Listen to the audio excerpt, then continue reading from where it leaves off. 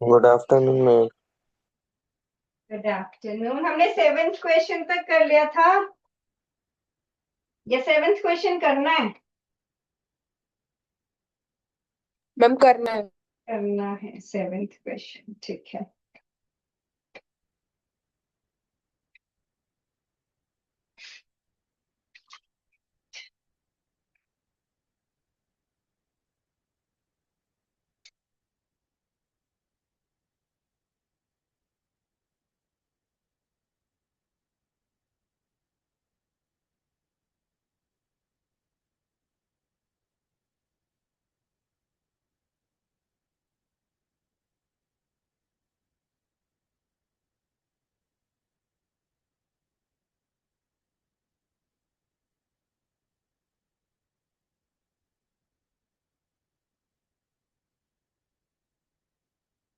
Okay. Take out seventh question. The question says, I have doubt in sixth question. हाँ जी, sixth question में किसको doubt है? एक ये क्वेश्चन था। Let me check what was sixth question. Okay, मैं sixth question repeat कर देती हूँ जिसको डाउट है। कल हमने किया था question number 6। It was a non-metal A which is largest constituent of air, वो है नाइट्रोजन। ठीक है, 78% एयर में है। when heated with hydrogen H2 के साथ हीट किया 1:3 रेशियो में, मतलब 1 मोल आप N2 का लोगे and 3 मोल्स आप H2 के लोगे, 1:3 के रेशियो में आप लेते हो तो this gives you ammonia 2NH3। ठीक है, ये रिएक्शन होता है। इसमें आगे कहता है in the presence of catalyst, ये आयरन कैटलिस्ट होता है यहाँ पर। ये रिएक्शन में पार्ट नहीं लेता कैटलिस्ट एज सच, बस उसकी प्रेजेंस पे ये रिएक्शन होता है ताकि रेट ऑफ रिएक्शन आप बढ़ा सको। ठीक है, जल्दी हो सके रिएक्शन और इजीली हो सके। इट गिव्स गैस बी, तो ये जो बना ये गैस बी है। और ये जो नॉन मेटल, नाइट्रोजन एक नॉन मेटल है, वो गैस ए हो गया, मतलब ए कंपाउंड हो गया। उसके बाद इसने कहा है on heating with oxygen it gives oxide. फिर हमने किया था कि ऑक्सीजन के साथ हीट करेंगे तो वो ऑक्साइड बनाएगा। तो नाइट्रोजन और ऑक्सीजन, इसको अगर हम हीट करेंगे तो नाइट्रिक ऑक्साइड बनेगी। और नाइट्रिक ऑक्साइड जो है इट गिव्स ऑक्साइड, ये हो गया सी। ठीक है, if this oxide is passed into water in the presence of air, इस ऑक्साइड को हमने वाटर और एयर की प्रेजेंस में ट्रीट किया था तो it gives acid which is nitric acid. और ये एक स्ट्रॉन्ग ऑक्सीडाइजिंग एजेंट होता है। तो आपको ए बी सी डी बताना है। तो ए हो गया हमारे पास नाइट्रोजन, बी हो गया अमोनिया, सी हो गया नाइट्रिक ऑक्साइड और डी हो गया नाइट्रिक एसिड। हाँ जी, अब बोलो इसमें क्या क्वेश्चन है, क्या डाउट है?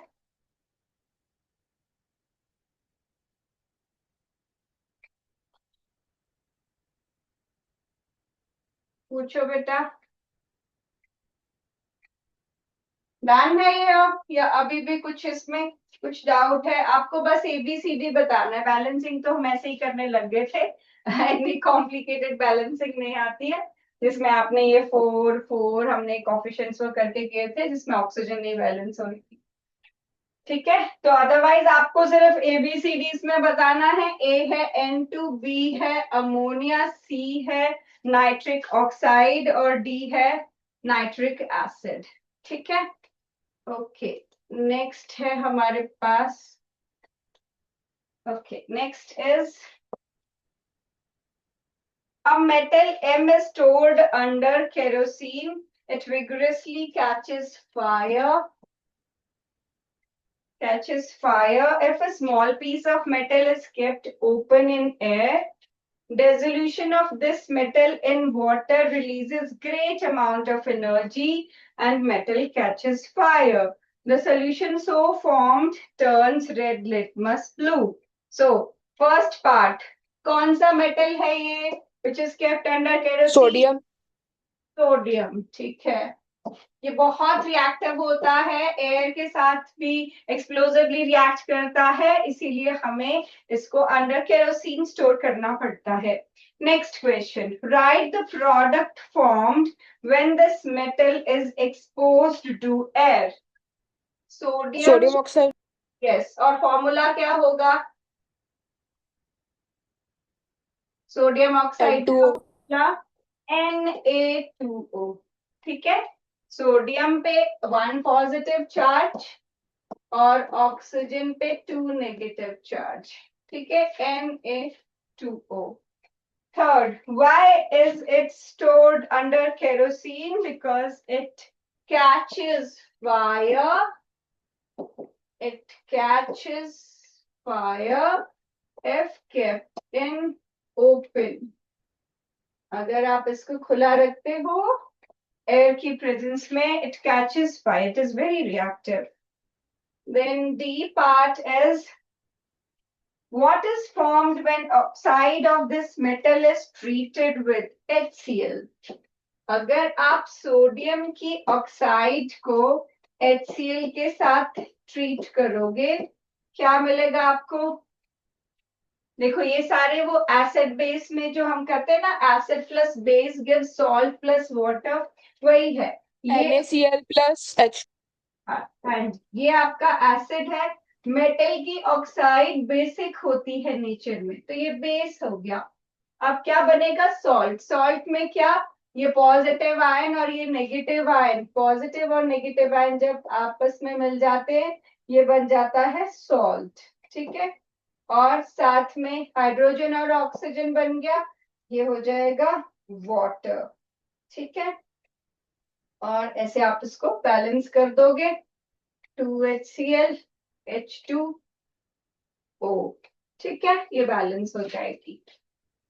नेक्स्ट फिफ्थ पार्ट है, write the product formed when this metal reacts with water.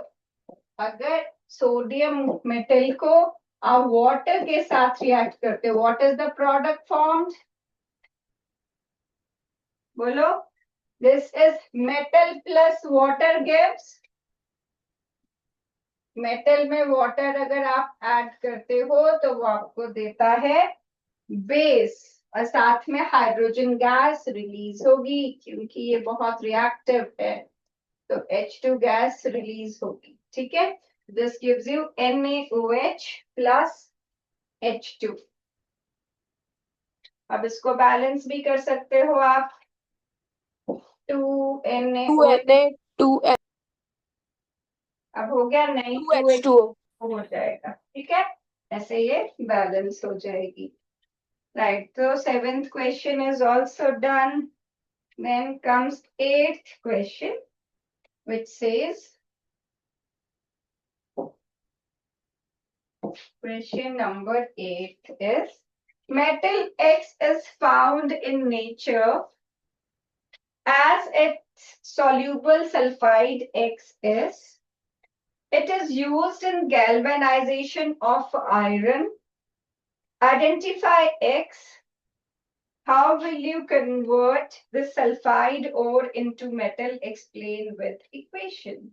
So, जो मेटल है X, आपको करोजन आपने पढ़ा होगा, तो करोजन में हम पढ़ते हैं कि आयरन जो है in the presence of air and moisture वो ऑक्सीडाइज हो जाता है, तो उसको प्रिवेंट करने के लिए हम आयरन से ज्यादा रिएक्टिव मेटल की कोटिंग अगर उस पे कर दें, तो वो मेटल खुद को सेक्रीफाइस कर देता है, लेकिन आयरन को कुछ नहीं होने देता। उसकी कोटिंग, ज्यादा रिएक्टिव मेटल की कोटिंग अगर आयरन पे की जाए तो आयरन की करोजन नहीं हो पाती, क्योंकि ज्यादा रिएक्टिव मेटल खुद को ऑक्सीडाइज कर देगा, लेकिन आयरन को कुछ नहीं होने देगा।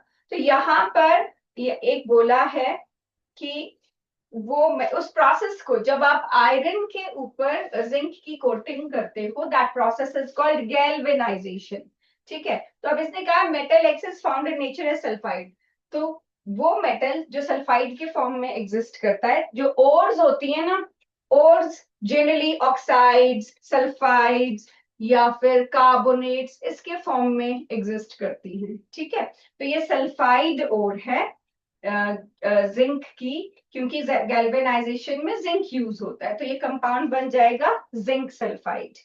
अच्छा, फिर जिस भी फॉर्म में जो ओर है वो एग्जिस्ट करती है, उसको हमें जिस भी फॉर्म में है उसको हमें ऑक्साइड में कन्वर्ट करना होता है, बिकॉज जो सल्फाइड फॉर्म से डायरेक्टली मेटल ऑब्टेन करने के लिए सल्फर को हटाना पड़ेगा और में से। तो सल्फर को हटाना इजी प्रोसेस नहीं होता, रादर ऑक्सीजन को हटाना इजी प्रोसेस होता है। तो जो भी ओर्स होती हैं, अगर वो कार्बोनेट्स के फॉर्म में या सल्फाइड्स के फॉर्म में या सल्फेट्स के फॉर्म में या कार्बोनेट्स के फॉर्म में, किसी भी फॉर्म में है, पहले हम उसको ऑक्साइड के फॉर्म में चेंज करते हैं, और फिर ऑक्साइड में से उसको ऑक्सीजन को हटाएंगे। वो removal of oxygen is called reduction. तो रिडक्शन की प्रोसेसेस यूज करके हम उसके ऑक्सीजन को हटा के मेटल ऑब्टेन करते हैं। तो ये आइडेंटिफाई द मेटल, तो वो मैंने आपको बता दिया कि जिंक है ना। How will you convert it sulphide और इनटू मेटल? तो अगर मुझे किसी भी कार्बोनेट को, सल्फाइड को, किसी को भी ऑक्साइड में चेंज करना है, तो ऑब्वियसली मुझे ऑक्सीजन चाहिए। प्रेजेंस ऑफ ऑक्सीजन में जब भी आप किसी और को हीट करते हो, दैट इज कॉल्ड रोस्टिंग, ठीक है। ये रोस्टिंग प्रोसेस है जिसमें आप सल्फाइड ओर से उसको ऑक्साइड ओर में चेंज कर सकते हो। तो ये बन जाएगा ZnO, और सल्फर जो है वो ऑक्सीडाइज हो जाएगा, और फिर आप इसको बैलेंस भी कर सकते हो। बैलेंस्ड ही है वैसे। फिर पर अगर कंप्लीट कंबशन करनी है तो फिर ये ठीक है, ऐसे भी हो जाएगा, ठीक है। अच्छा, उसके बाद इसने पूछा है identify how will you convert, ठीक है, एक्सप्लेन द इक्वेशन। अब एक्सप्लेन क्या, यही होगा, इसको रोस्टिंग बोलते हैं। और इसके बाद अगर आप इसको करोगे, मेटल ऑब्टेन करना है, तो इसमें आप कार्बन यूज करके, कार्बन इसमें रिड्यूसिंग एजेंट है, जिसको यूज करके आपको जिंक और कार्बन डाइऑक्साइड मिल जाएगा, ठीक है। ठीक है, कार्बन इसमें रिड्यूसिंग एजेंट की तरह एक्ट करता है। कोई भी अगर ओर है, तो मैंने कहा पहले उसको सल्फाइड से ऑक्साइड में, और ऑक्साइड के बाद उसमें रिड्यूसिंग एजेंट पुट करके आप उसको मेटालिक फॉर्म में कन्वर्ट कर सकते हो। ओके,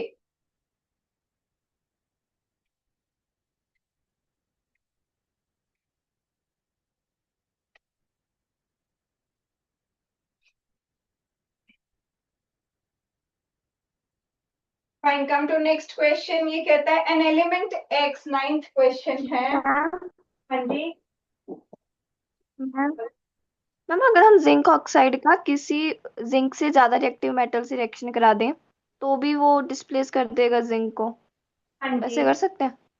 कर सकते हैं, पर देखो हमें प्रोसेसेस हम पढ़ रहे हैं ना, ये वो वाली प्रोसेसेस है जो हमें एक्चुअली यूज होती है। आयरन की प्रॉपर्टीज इतनी अच्छी है, इतना वो टफ मेटल बनाया जा सकता है कि वो हमारे बहुत यूजेस में आता है, ब्रिजेस से लेके कंस्ट्रक्शन, घर के कंस्ट्रक्शन में आप वो देखते हो, लंबी लंबी रॉड, सरिया बोलते हैं उसको, ठीक है। या फिर आप अपने टेबल्स देखोगे तो उनका जो पूरा फ्रेम सा होता है वो आयरन का है। कितने सारे अनलिमिटेड यूजेस है आयरन के।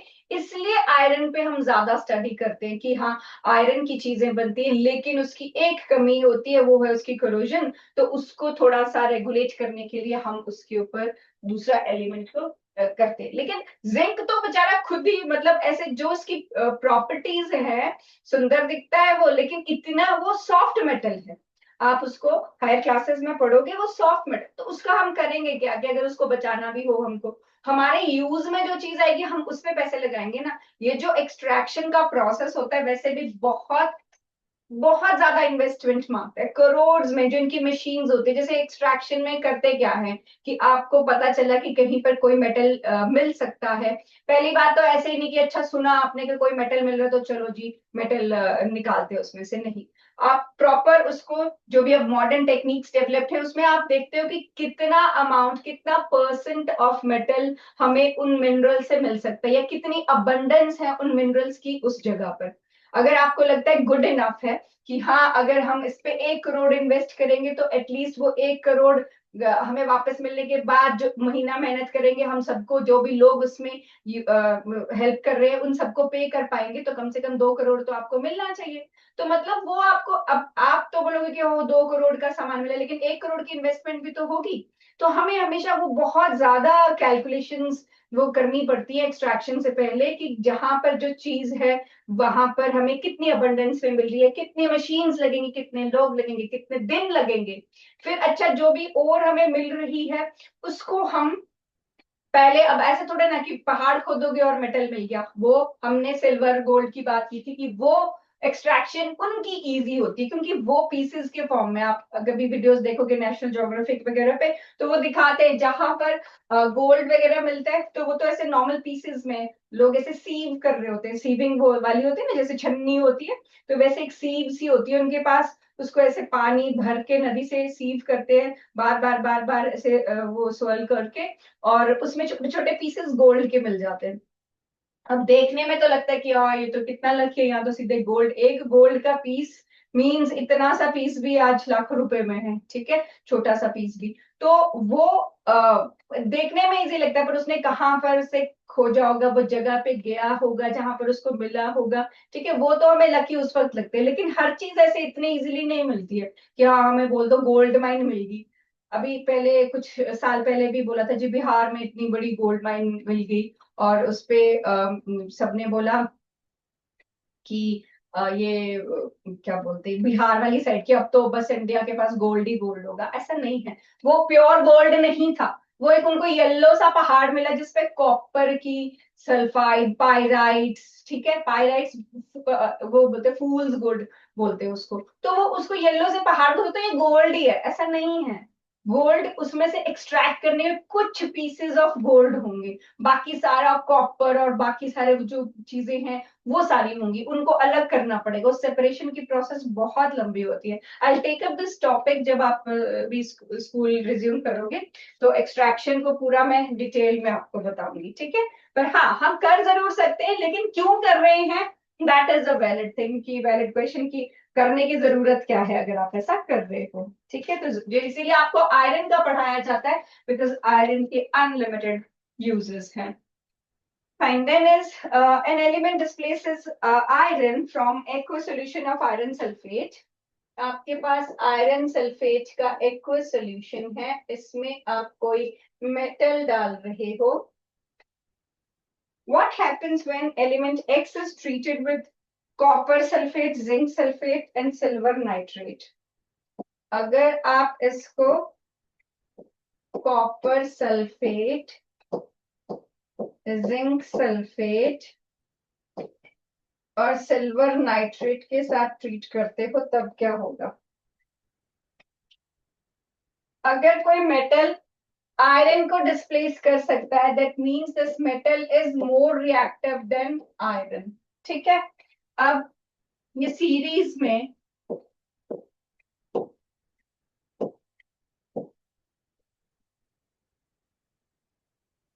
ये आपके पास सीरीज है, और इसके नीचे वाले एलिमेंट ये हैं, ठीक है। अब यहाँ किसकी बात हुई है, आयरन की। तो आयरन को एक एलिमेंट जो है वो डिस्प्लेस कर पा रहा है, और फिर पूछा है क्या वो कॉपर को, जिंक को या सिल्वर को डिस्प्लेस कर पाएगा या नहीं? बोलो बेटा। हम कर देगा क्योंकि वो ज्यादा रिएक्टिव है ना। हाँ जिंक को भी कर देगा। हम्म। हाँ क्योंकि वो हो सकता है, क्योंकि अगर जिंक के लिए पूछा है तो अगर वो एल्यूमिनियम हुआ, ठीक है, यहाँ पर इसने एलिमेंट तो पूछा भी नहीं है, बस इसने पूछा है कि यही पूछा ना इसने, एलिमेंट एक्स डिस्प्लेसेस। तो लेट्स सपोज अगर वो एलिमेंट एक्स जो है एल्यूमिनियम है, तो एल्यूमिनियम कॉपर को भी डिस्प्लेस कर सकता है, जिंक को भी डिस्प्लेस कर सकता है, और एल्यूमिनियम सिल्वर को भी डिस्प्लेस कर सकता है। Arrange X, copper, zinc and silver according to their reactivities. तो सबसे ज्यादा रिएक्टिव कौन हुआ इसमें, बोलो। अगर एक्स हम एल्यूमिनियम लेते हैं तो सबसे ज्यादा रिएक्टिव हमारे पास एल्यूमिनियम होगा, उसके बाद जिंक होगा, उसके बाद कॉपर होगा, और उसके बाद सिल्वर होगा। ये तो आप रिएक्टिविटी सीरीज से बता सकते हो, ठीक है। चलो फिर नेक्स्ट क्वेश्चन है 10th question. This is a non-metal. A is important constituent of our food. A is important constituent of our food and forms two oxides B and C. और इसकी oxides हैं B and C. Okay. Oxide B is toxic, while oxide C causes global warming. Identify ABC, बता सकते हो कौन है ये हमारे फूड का इंपॉर्टेंट कॉन्स्टिट्यूएंट। और दो गैसेस, कार्बन। कार्बन, ठीक है। हमारा जो फूड कार्बोहाइड्रेट्स मेनली प्लांट्स में कार्बोहाइड्रेट्स हैं, कार्बन का कंपाउंड है, ठीक है। और इससे कौन सी टॉक्सिक गैस बनती है, carbon monoxide. Monoxide. Carbon monoxide, because ये इतनी एफिनिटी रखती है हमारे हीमोग्लोबिन रेड ब्लड सेल्स के साथ कि ये ऑक्सीजन से कंपैरेटिवली 300 टाइम्स ज्यादा फास्टर कंबाइन कर सकते हैं। जितना ऑक्सीजन और हीमोग्लोबिन की आपस की कंपैटिबिलिटी है, कार्बोक्सी हीमोग्लोबिन बनने की उससे 300 टाइम्स ज्यादा स्पीड होती है, ठीक है। मतलब अगर ये कहते हैं कि बंद रूम में कभी भी आपको स्टोव या कुछ भी ऐसे कंबशन वाला कुछ भी नहीं चलाना चाहिए। जैसे सर्दियों में लोग अंगीठी जला लेते हैं, तो that is not good, because उससे इनकम्प्लीट कंबशन होगी उसकी, और इनकम्प्लीट कंबशन से प्रोड्यूस होता है कार्बन मोनोऑक्साइड, और कार्बन मोनोऑक्साइड से जो लंग्स में ये अगर गैस कंबाइन कर जाए तो ऑक्सीजन को कंबाइन नहीं होने देती है, और RBCs becomes deficient in oxygen, and breathing becomes difficult and person dies, right? And global warming के लिए कौन सी गैस रिस्पॉन्सिबल है, कार्बन कार्बन डाइऑक्साइड। डाइऑक्साइड। ठीक है। Okay, come to the next question. This is question 11. On adding dilute sulfuric acid to a test tube containing metal है, और आपने डाला dilute sulfuric acid, a colorless gas is produced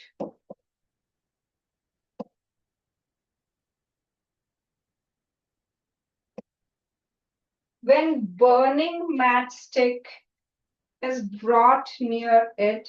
Which of the following correctly represents the, अच्छा ठीक है, कौन सा metal है यहाँ पर H2 गैस रिलीज होगी, क्योंकि बर्निंग मैचस्टिक से ये पॉप साउंड तो दिया नहीं है, पर फिर भी कौन सा मेटल होगा जिसके साथ, options are sodium, sulphur, copper and silver. Tell me कौन सा मेटल हाइड्रोजन गैस रिलीज करवा सकता है सल्फ्यूरिक एसिड के साथ। Ma'am sodium. सोडियम, ठीक है। क्योंकि सिल्वर बहुत कम रिएक्टिव है, वो ऐसा नहीं कर सकता। और कॉपर भी, ये तो दोनों हाइड्रोजन के नीचे हैं, और सल्फर तो नॉन मेटल है, ठीक है। Sodium is the answer. Then is question number 12. An element with atomic number dash will form a basic oxide. First one is 11. हाँ जी, फर्स्ट वन है 7, ये 2 5 है, ये 3 इलेक्ट्रॉन्स गेन कर सकता है और इलेक्ट्रॉन गेन करता है नॉन मेटल। नॉन मेटल की ऑक्साइड होती है एसिडिक। सेकेंड वन इज 17, इसकी कॉन्फ़िगरेशन है 287, ठीक है।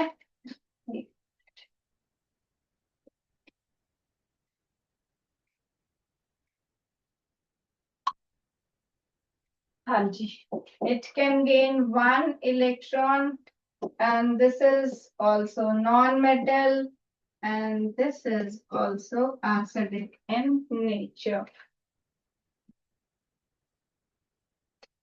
Then is C part. This is 14, ये 284, ये 4 शेयर करता है, पर वैसे कार्बन तो नॉन मेटल ही होता है। ये जो सिलिकॉन है ये भी काइंड ऑफ मेटलॉइड है, पर पूरा मेटलॉइड नहीं है, तो लेट्स से नॉन मेटल की उसमें कैटेगरी में जाएगा। जर्मेनियम इज अ मेटलॉइड, ठीक है। उसके बाद नेक्स्ट इज 11, ये आपका सोडियम के लिए हो गया। This is 281, this will lose 1 electron, this will behave like a metal and metals are basic in nature, so this is your answer. Come to 13th question. An element M has 50% of 14. C option. An element M has 50% of electrons filled in third shell. अब third shell में कितना हो सकता है? 2 8 8 ऐसे चलता है, तो ये थर्ड शेल है। तो थर्ड शेल में अगर 50% इलेक्ट्रॉन की ऑक्यूपेंसी है, दैट मीन्स उसमें 4 इलेक्ट्रॉन्स प्रेजेंट होंगे। तो कॉन्फ़िगरेशन हो गई 284 और एटॉमिक नंबर हो गया 14। Fine, come to question number 14. Match column 1 and column 2 and select the correct option using the given codes. Column 1 में metal that forms amphoteric oxides. कौन से बनाते हैं amphoteric oxides? Reacts with both bases and acids. जो acid और base दोनों के साथ रिएक्ट कर सकता है, that forms amphoteric oxides. जैसे कि example, which metal? Al, zinc. Aluminium, zinc. A metal which melts when kept on our palm. बोलो। Gallium. एकदम, क्योंकि उसका मेल्टिंग पॉइंट बहुत कम होता है, तो वो रूम टेम्परेचर पे या आप अगर अपने पाम पे रखोगे तब भी मेल्ट हो जाएगा। A metal that reacts with the nitric acid. Manganese. Manganese, क्योंकि इन सब में वो ज्यादा रिएक्टिव है। एल्यूमिनियम के बाहर तो ऑक्साइड बन जाती है और बाकी दोनों इतने रिएक्टिव नहीं है, ठीक है। एल्यूमिनियम रिएक्टिव तो है, लेकिन उसके बाद बाहर ऑक्साइड की लेयर बन जाती है, जिसकी वजह से वो फर्दर नाइट्रिक एसिड के साथ रिएक्ट नहीं कर पाता है। A metal which can not displace hydrogen from acids. Gold. Gold. अब इसे ऑप्शन क्या बन रही है ए बी सी डी में से? B. B. चलो, come to the next question then, 15th question. ये तो done है। 15th, the electronic configuration of 3 elements x, y, z. x है हमारे पास, ठीक है, क्या है? x2, electronic configuration 2, अच्छा ठीक है, x is 2 8 7, Y is 2, 8, 2 and Z is 2, 8. आपको बताना है, 4 ऑप्शन दिए. First option says Y and Z are metals. Is it true? Y and Z metals हैं क्या? बोलो. मेटल्स एंड नॉन मेटल्स का कैसे पता चलता है आपको? Loose gain. उसे कॉन्फ़िगरेशन से देख के आप बता सकते हो ना फिर कि अगर किसी भी एलिमेंट की लास्ट शेल में 1, 2 या 3 इलेक्ट्रॉन्स हैं, then that loses electron and that behaves like a metal. अगर 5, 6 या 7 इलेक्ट्रॉन्स हैं, that gains electron and behaves like a non-metal. ये शेयर करता है तो ये भी नॉन मेटल ही है वैसे, कार्बन और सिलिकॉन. और 288 वाला कुछ भी नहीं करता. तो यहाँ से आप बता सकते हो और चूज करो ऑप्शन. अब पहला ऑप्शन बोलता है कि Y एंड Z मेटल्स हैं. तो Y तो मेटल है लेकिन Z मेटल नहीं हुआ, वो इनर्ट गैस या नोबल गैस है. फिर सेकंड ऑप्शन बोलता Y and X are non metals. X non metal है क्योंकि वो इलेक्ट्रॉन एक्सेप्ट करेगा. Y नॉन मेटल नहीं है. ठीक है, Y तो मेटल है क्योंकि लास्ट शेल में उसके 2 इलेक्ट्रॉन्स हैं तो वो इलेक्ट्रॉन लूज करेगा. Third option says X is a non metal. X non metal बोल रहा है और Y मेटल बोल रहा है. ठीक है, तो X नॉन मेटल है बिकॉज उसको एक एक्सेप्ट करना है. Y मेटल है क्योंकि उसको वो लूज कर सकता है 2 इलेक्ट्रॉन्स. ठीक है, और डी में इसने कहा था Y नॉन मेटल है और Z मेटल है. ठीक है, तो Z मेटल नहीं है, वो नोबल गैस है. और Y नॉन मेटल भी नहीं है क्योंकि उसकी लास्ट शेल में 2 इलेक्ट्रॉन्स हैं. It can lose electrons. Right, ये था 15th question. Come to 16th question. This is a metal X is used in thermite process. When X is burnt in air, it gives an amphoteric oxide. Amphoteric oxide. Y. X and Y are respectively, हाँ जी, first option आपको दी है Fe and Fe2O3. Second option is Al and Al2O3.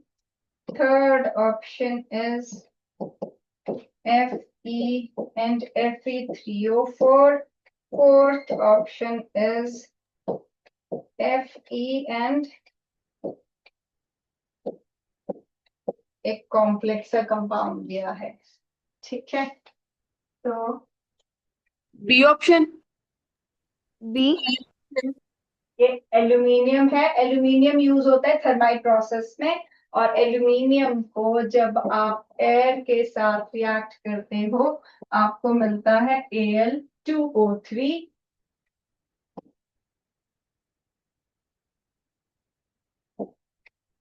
ठीक है, जो कि एक amphoteric oxide है. वो एसिड और बेस दोनों के साथ आप इसको रिएक्ट कर सकते हो.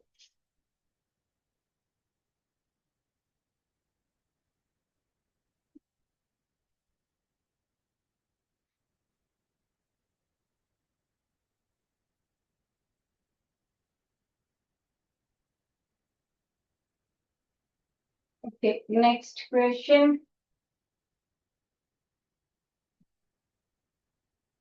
17th क्वेश्चन है ऑक्साइड्स. एम्फोटेरिक. कर लिया, हाँ जी. Oxides of aluminium and zinc are amphoteric in nature. 18th question. A metal and non-metal that exists in liquid state at room temperature are respectively. बोलो. Mercury and bromine. Yes. Mercury. Mercury and mercury आपने कहाँ देखा होता है? तो हम thermometer use करते हैं टेम्परेचर चेक करने के लिए. तो थर्मोमीटर में जो आपका जहाँ पर आप चेक करते हो ना कि कहाँ पहुंचा 100 पे 101 पे, वो जो लेवल राइज करता है वो क्या है? वो मरकरी है. वो हीट से एक्सपैंड करता है, एक्सपैंड करेगा तो राइज करेगा, राइज करता है तो फिर आप उसको देखते हो कि कितना टेम्परेचर है. ठीक है. उसके बाद हाँ, ब्रोमीन. ब्रोमीन आपने में भी देखा होगा. बहुत सारे रूम थर्मोमीटर्स होते हैं. रूम थर्मोमीटर्स में ब्रोमीन का लेवल अगर रेडिश ब्राउन कलर का वो देखा होगा आपने में भी. लंबे से थर्मोमीटर्स होते हैं, कहीं कहीं पर लैब्स में या रूम्स में ऐसे लगे होते हैं. रेडिश ब्राउन कलर की होती है ब्रोमीन. तो वो भी लिक्विड है. ठीक है. वो राइज करती है. और मर्करी भी लिक्विड है. वो दोनों थर्मोमीटर्स में ये दोनों ही चीजें यूज होती हैं. बस मर्करी जो है वो मेटालिक है और ब्रोमीन जो है वो नॉन मेटालिक है. ओके. उसके बाद है which of the following correctly represents sodium oxide. आपको सोडियम ऑक्साइड होता है Na2O. ठीक है. अब आपको फर्स्ट स्ट्रक्चर दिया है. Na पे लिखा है 2 पॉजिटिव और 2 ऑक्सीजन इसमें दिए हैं जिसके अराउंड इसके इलेक्ट्रॉन्स हैं और 2 नेगेटिव चार्ज है. सेकेंड ऑप्शन में 2 Na पॉजिटिव दिया है और ऑक्सीजन पे इधर 2 नेगेटिव है. थर्ड जो है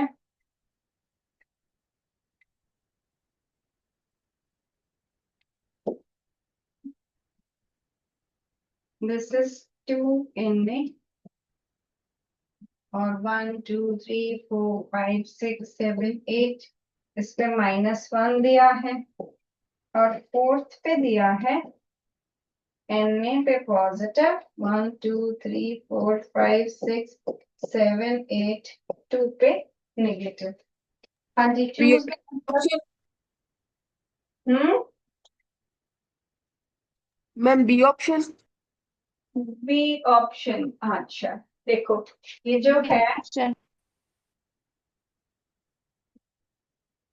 आपके पास जो Na2O फॉर्मूला है इसका मतलब है आपके पास 2 सोडियम है और 1 ऑक्सीजन है. ठीक है. अब सोडियम के पास है 281. वो क्या कर सकता है? एक इलेक्ट्रॉन लूज कर सकता है. और हमारे पास 2 सोडियम है. ठीक है. और ऑक्सीजन का कॉन्फ़िगरेशन है 2 6. वो क्या कर सकता है? 2 इलेक्ट्रॉन गेन कर सकता है. गेन करेगा तो ऑलरेडी उसके पास 6 इलेक्ट्रॉन्स होते हैं.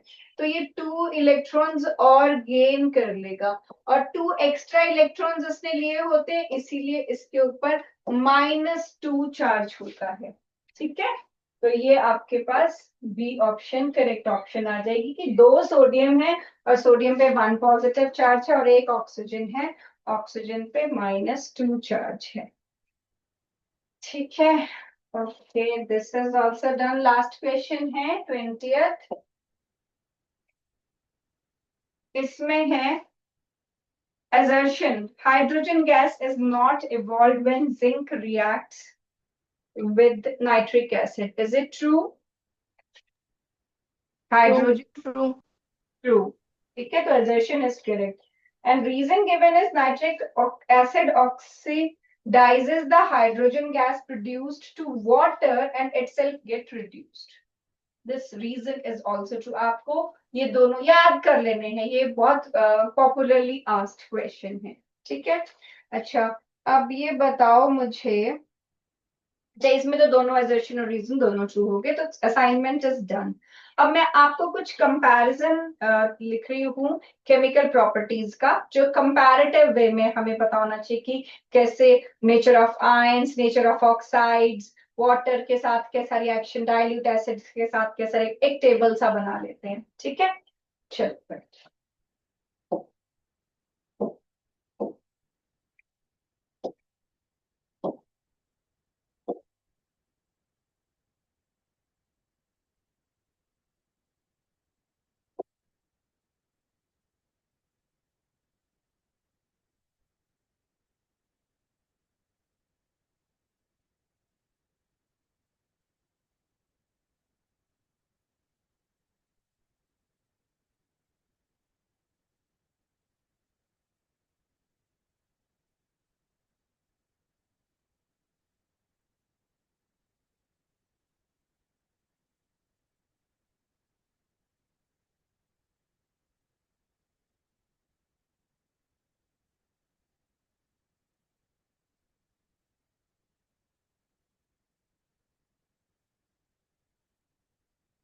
सबसे पहले प्रॉपर्टी हम करेंगे नेचर ऑफ आयंस।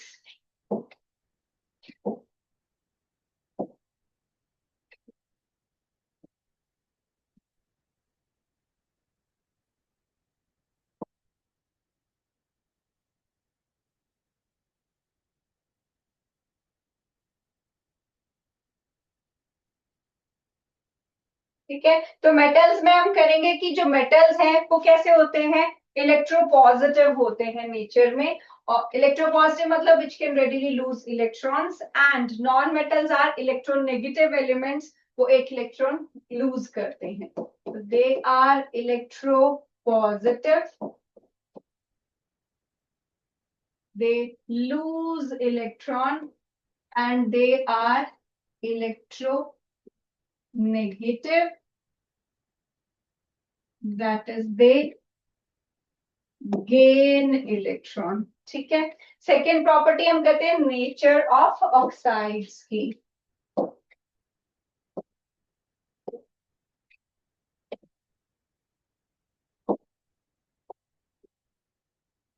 है नेचर ऑफ ऑक्साइड्स। तो जो भी मेटालिक कंपाउंड्स है, मेटालिक कंपाउंड्स होते हैं बेसिक नेचर में, लेकिन कुछ मेटल्स की जैसे कि जिंक हो गया, एल्यूमिनियम हो गया, वो एम्फोटेरिक है, अदरवाइज बेसिक है। और non metals generally acidic, but इसमें भी CO, NO, N2O ये न्यूट्रल होते हैं। ठीक है, तो वैसे ये बेसिक है, लेकिन एल्यूमिनियम एंड जिंक एम्फोटेरिक है। ठीक है, और वैसे ये एसिडिक है, लेकिन CO, NO, N2O ये न्यूट्रल होते हैं। वाटर भी न्यूट्रल होता है। ठीक है, नॉन मेटल आ गया, इसमें ऑक्सीजन आ गया, नाइट्रोजन आ गया, कार्बन आ गया। ठीक है, तो फिर थर्ड प्रॉपर्टी करेंगे हम रिएक्शन विद वाटर।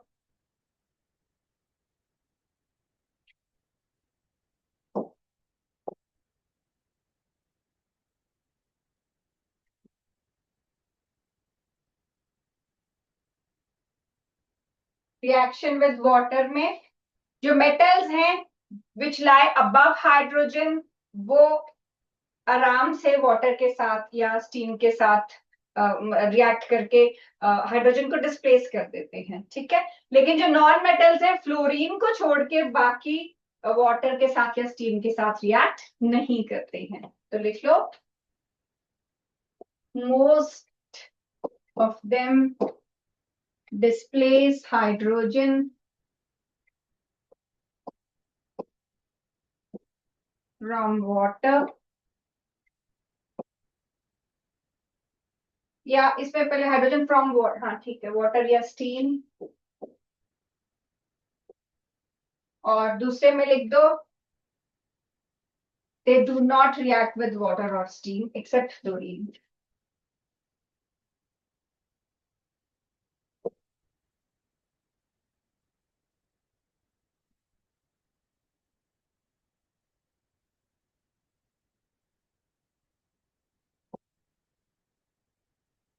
ठीक है, नेक्स्ट प्रॉपर्टी हम करेंगे reaction with dilute acids.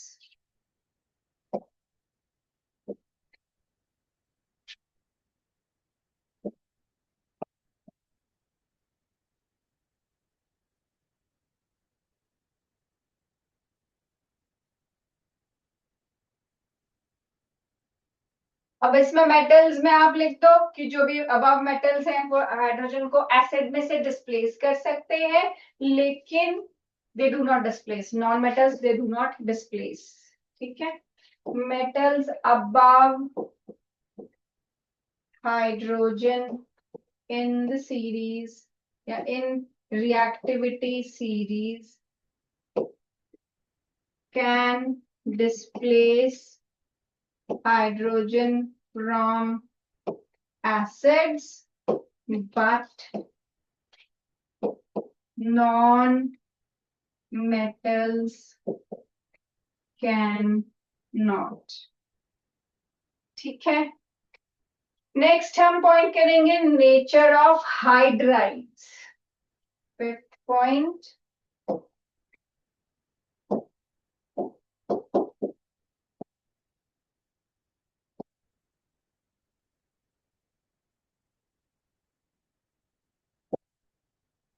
Nature of hydrides. तो जो भी हाईली इलेक्ट्रोपॉजिटिव मेटल्स है, जैसे कि सोडियम हो गया, पोटेशियम हो गया, कैल्शियम हो गया, वो हाइड्रोजन के साथ रिएक्ट करके हाइड्राइड होता है जब हाइड्रोजन पे नेगेटिव चार्ज होता है। जनरली आपने जो कंपाउंड्स पढ़े उसमें हाइड्रोजन पे पॉजिटिव होता है, लेकिन हाइड्राइड्स होते हैं जो कि हाइड्रोजन पे नेगेटिव चार्ज लाते हैं। तो मेटल्स जनरली जो है वो electropositive metals, sodium, potassium, calcium, वो हाइड्रोजन के साथ मिलके आयनिक हाइड्राइड्स बनाते हैं। सोडियम, पोटेशियम, कैल्शियम, ये हाइड्रोजन के साथ मिलके बनाते हैं आयनिक हाइड्राइड्स। ठीक है, लेकिन नॉन मेटल्स हाइड्रोजन के साथ मिलके बनाते हैं कौन सी? कोवलेंट हाइड्राइड, जो कोवलेंट शेयरिंग वाली। ठीक है, non metals plus hydrogen, this gives you covalent hydrides.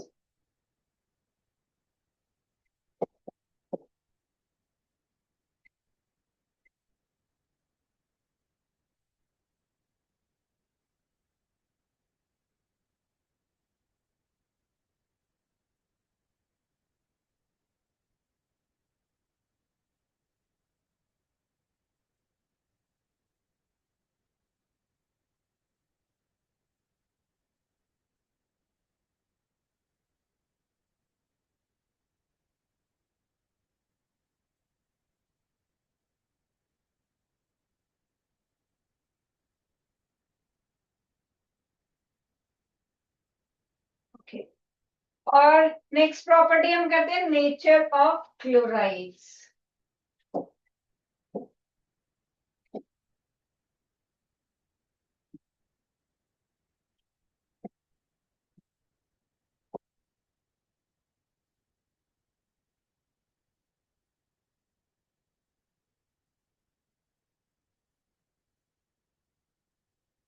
ठीक है, नेचर ऑफ क्लोराइड्स में क्या लिखोगे?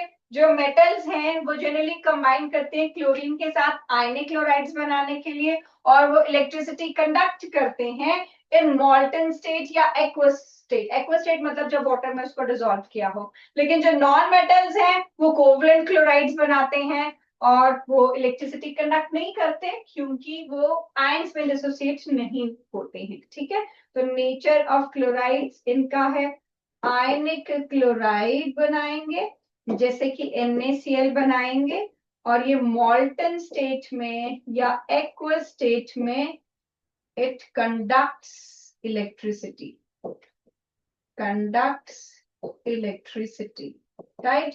लेकिन जो आपके नॉन मेटल्स हैं ये कोवलेंट क्लोराइड्स बनाते हैं and they do not conduct electricity.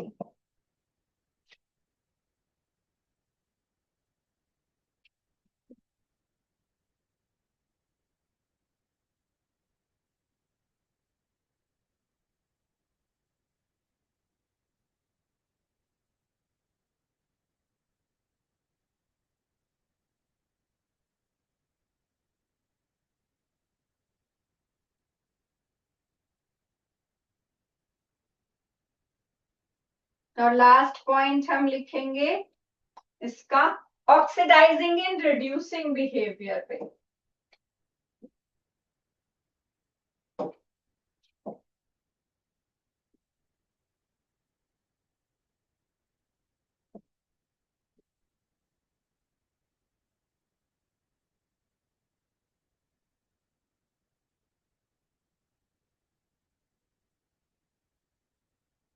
Oxidizing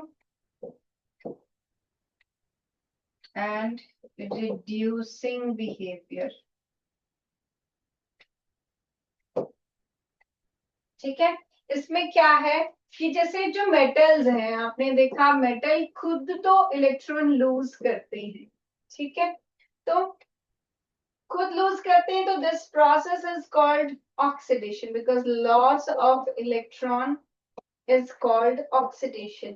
लेकिन ये इलेक्ट्रॉन जो ये लूज कर रहे हैं, ये किसी और के पास जा रहा है और वो चीज इसको एक्सेप्ट करके रिड्यूस हो रही है। जैसे अगर NaCl बनता है, जिस सोडियम क्लोराइड जिसको हम बोलते हैं, तो NaCl कैसे बनता है? ये सोडियम है, इसके पास लास्ट शेल में 1 इलेक्ट्रॉन है, ये क्लोरीन है, ये इसके पास लास्ट शेल में 7 इलेक्ट्रॉन्स हैं, ठीक है, ये मेटल है, it loses electron, or loss of electron is oxidation, so it oxidizes itself, ठीक है। अब ये जब इलेक्ट्रॉन लूज करेगा, ये बन जाएगा Na पॉजिटिव, और इसको इसी इलेक्ट्रॉन की जरूरत थी, ये लूज करता है ताकि ये अपनी पिछली शेल में 8 इलेक्ट्रॉन्स कंप्लीट कर सके। उससे क्या फायदा होता है? इसकी ऑक्टेट कंप्लीट होती है, तो ये स्टेबल हो जाता है, ठीक है। अब ये स्टेबल हो गया, लेकिन इसके लूज क्या हुआ इलेक्ट्रॉन, ये गेन कर लेता है। ये भी एक बड़ी अच्छी आयन है, इसको एक लूज करना है, ये इजीली इलेक्ट्रॉन लूज करता है, इसको गेन करना ये उतना इजीली गेन कर सकता है। तो यहां से लूज हुआ इलेक्ट्रॉन क्लोरीन के पास जाता है, और क्लोरीन के पास टोटल अब 8 इलेक्ट्रॉन्स हो जाते हैं और नेगेटिव चार्ज हो जाता है। तो इसने खुद को तो ऑक्सीडाइज किया, but it reduced chlorine, which means कि ये जो सोडियम है, this is a reducing agent, ये किसी और को रिड्यूस करने में हेल्प कर रहा है। उसके लिए हम वर्ड यूज करते हैं reducing agent. Sodium is a reducing agent, it reduces other, कैसे? खुद को ऑक्सीडाइज करके। एंड साइमल्टेनियसली अब क्लोरीन वो खुद तो एक्सेप्ट कर रहा है, लेकिन किसी और को हेल्प कर रहा है इलेक्ट्रॉन लूज करने के लिए, ठीक है। तो इलेक्ट्रॉन का लॉस ऑक्सीडेशन होता है, तो ये ऑक्सीडेशन में हेल्प कर रहा है, इसीलिए इसको हम बोलते हैं ऑक्सीडाइजिंग एजेंट, ठीक है। सोडियम है रिड्यूसिंग एजेंट और क्लोरीन है ऑक्सीडाइजिंग एजेंट। तो मतलब metals are good reducing agent, खुद लूज करके किसी और को गेन कराते हैं, इसीलिए इस टेबल में हम लास्ट पॉइंट में लिखेंगे metals are good reducing agents and non-metals are good oxidizing agents, ठीक है। So this is the difference between the chemical properties of metals and non-metals. आप इसको ऐसे summarize कर सकते हो और reactions बनाने में use कर सकते हो, ठीक है। तो next time हम करेंगे extractions के बारे में और extraction की questions, ठीक है। Till then, take care, bye bye, have a nice day.